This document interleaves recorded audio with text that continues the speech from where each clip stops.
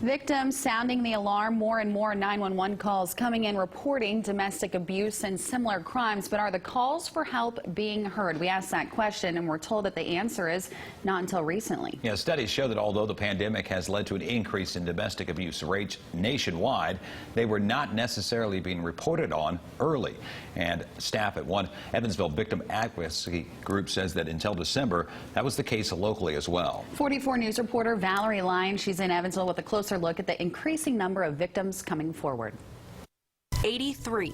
That's how many family disputes EPD officers were called to in the overnight hours last month alone. There's a lot of aggression happening. And for one local victim advocacy center, that number is not surprising. That's happening in the home. And so again, they're all closed up in their homes with one another.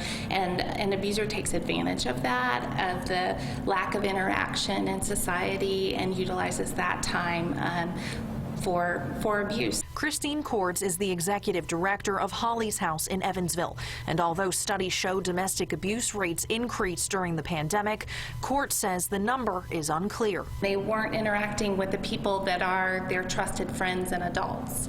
And so that type of abuse, although we know that it was happening, it wasn't being reported. But now, a year later, as society inches closer to life pre-pandemic and restrictions loosen up, they're telling their friends, they're talking to people, children are back in school, they're telling their teachers and other trusted adults and counselors, their Youth First counselors, and we're finding out more information. And as people get more comfortable going out and opening up, Cords hopes 2021 can be a year to overcome more than just the pandemic. And we're seeing our personal numbers at Holly's House really uptick from just a few a week to back to 8 to 10 per week, seeing 3 and 4 victims per day.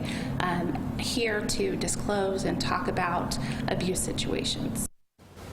Cords is encouraging victims of abuse to reach out to places like Holly's House in Evansville, where staff are ready to listen and offer help to those who need it.